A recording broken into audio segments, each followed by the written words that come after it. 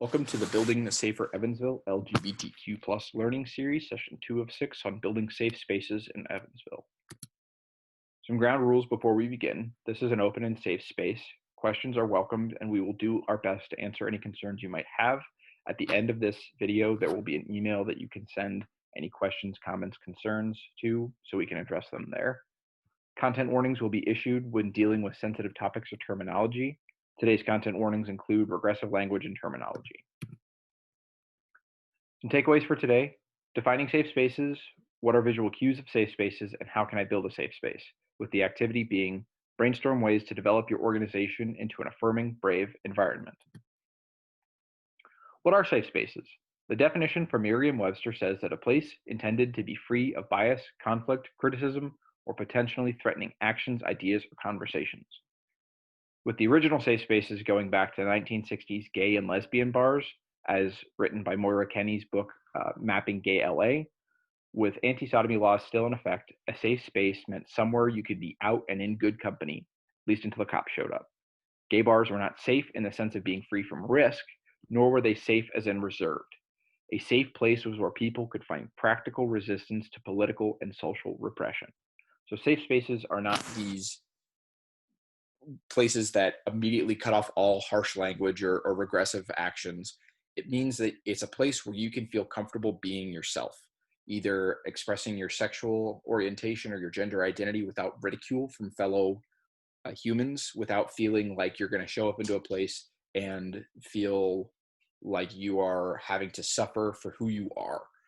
That is why safe spaces are important, is because back in the 1960s, they provided an outlet for people who felt legally and socially that they couldn't be who they were without fear of reprisal. What does this mean for our coalition? Well, it means some simple 5 things.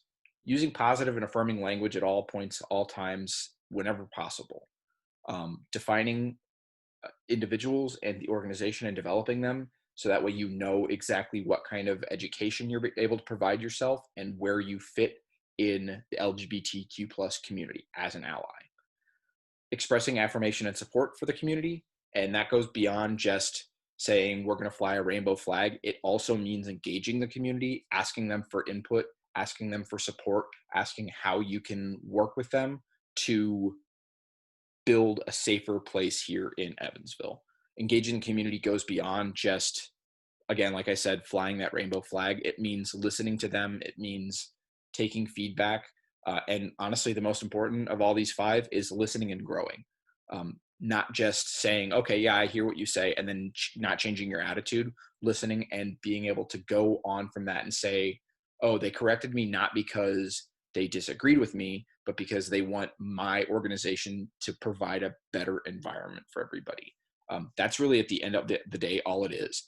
Nobody's saying that they want you to listen so that way you feel bad. They just want you to be able to grow as a person and as an organization. Use of positive and affirming language. LGBTQ plus have faced a lot of discrimination from members of the heterosexual community.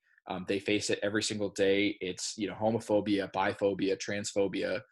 Negative language is constantly used. People have been denied jobs. There were legal statutes that said sodomy was illegal until the 1960s.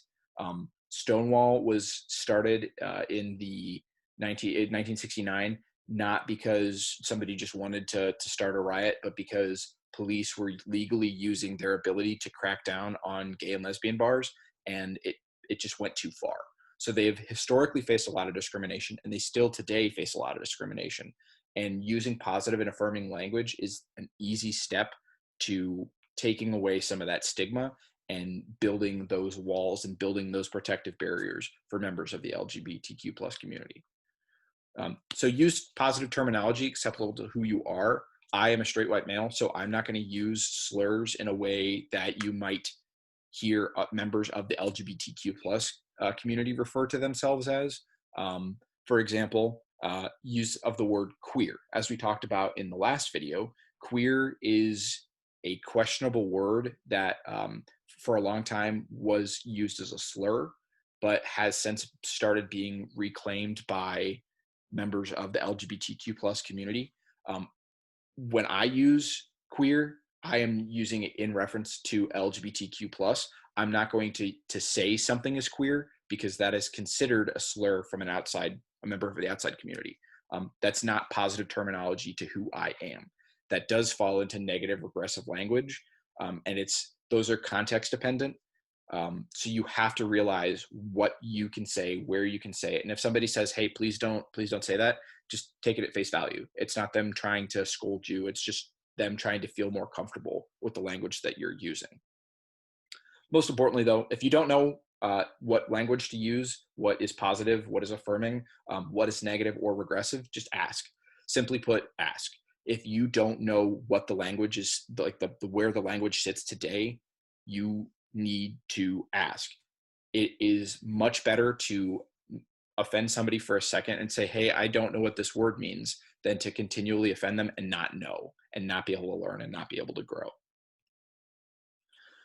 Developing individuals and organizations. So here are some things that you can do as an organization to make yourself more of a safe space. Provide trainings on language and terminology or professional development.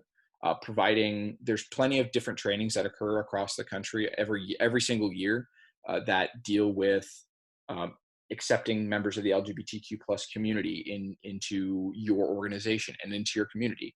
Ways that you can support prides, ways that you can make your space a more welcoming space by just putting up simple signs. There's all sorts of trainings on that. Something like the learning series falls under that. It means that you're willing to grow and you're interested in learning. Branching out, the STOP Act grant, the Sober Truth on Preventing Underage Drinking Act grant, is something that BASE picked up in the fall of last year and is now working towards reducing underage drinking for LGBTQ plus youth in Evansville.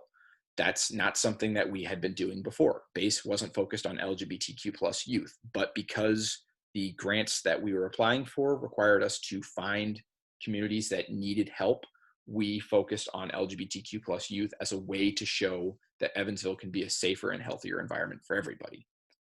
Accountability is huge. Identifying issues and concerns and emphasizing positive language means that when members of your organization or individuals that you know use regressive language or terminology, you should correct them on it.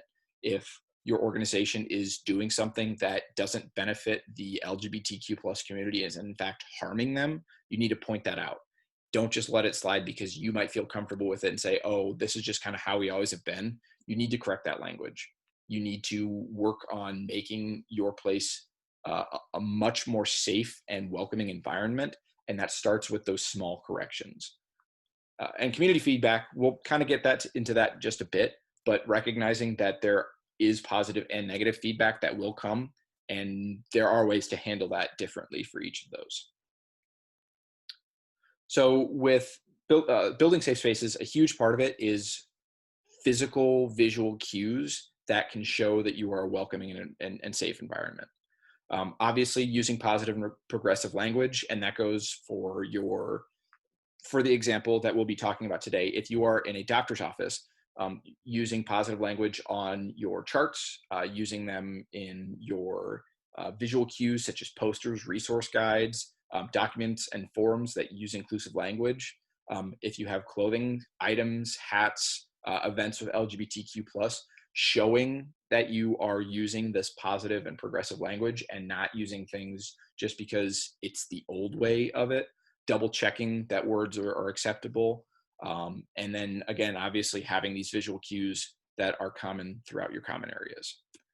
So this is the American Medical Association, this is their standard approach to a visible non-discrimination agreement. It says that this office appreciates the diversity of human beings and does not discriminate based on race, age, religion, ability, marital status, sexual orientation, sex, or gender identity. This covers kind of everything. If you are part of a doctor's office that wants to show that you are a safe space and you want to have a visual cue, printing something like this off and having it displayed in a prominent area so that way people can get an idea of what your doctor's office would look like would show that you are a safe and positive environment. It's a super simple way to do it and doesn't really take any effort other than printing this off, framing it, and putting up in your office. Similarly, Fenway Health came up with this list of ways to show on your documentation proper gender, sexual identity documentation. So you'll see here, they've got your legal name, last, first, middle, initial, the name that you prefer to use. Those are different, especially because, um, as they say here, while Fenway recognizes a number of genders, sexes, many insurance companies and legal entities unfortunately do not. Please be aware that the name and sex you have listed on your insurance must be used on documents pertaining to the insurance, billing, and correspondence. If your preferred name and pronouns are different from these, please let us know. Again, they'll have legal sex listed and your pronouns. You may legally have been born a female, but you now identify as male. Uh, they don't want to necessarily say you have to choose this binary, but insurance companies and legal entities don't want to play along with that because it's still it's a very new thing for them and they don't know how to handle it, or if they're not required to, they're just not going to do it. So what I have listed here at the bottom is providing explanations for certain language can help ease concerns for LGBTQ plus individuals.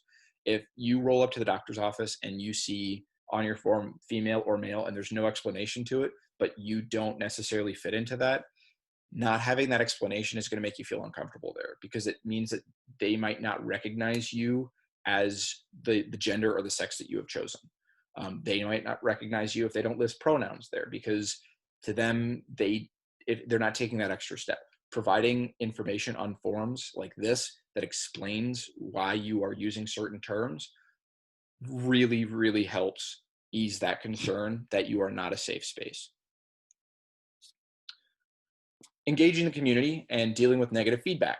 So policy is huge. Keeping it focused on policy and BASE's mission and vision means that BASE is able to handle feedback and we're able to control it in the way that we want to.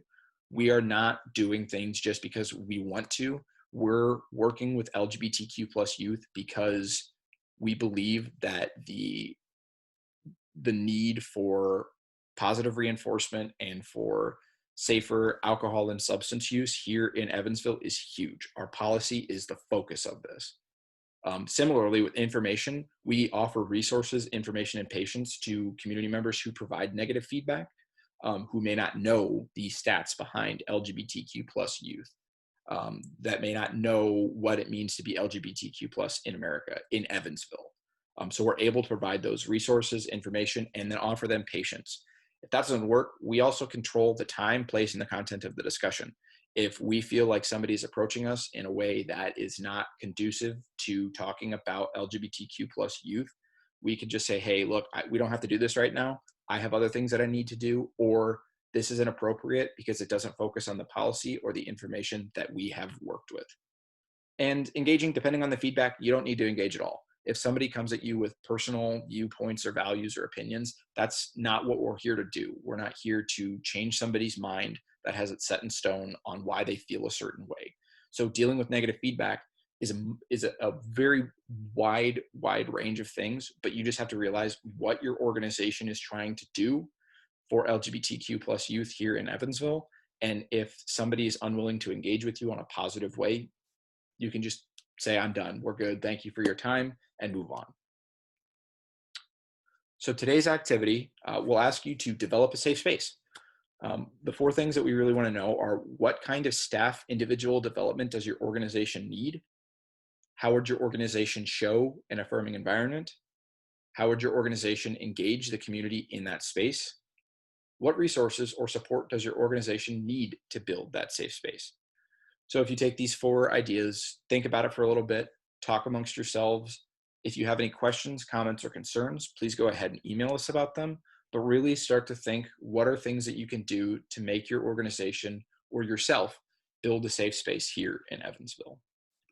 If you have any questions, comments, or concerns, please email us at baseevansville@gmail.com. We'd love to hear from you. If there's something that you weren't super sure on in today's presentation, you just wanted to say thank you for putting this on, or if you feel like there's something that's missing from this presentation, please, please, please email us. We'd love to hear from you.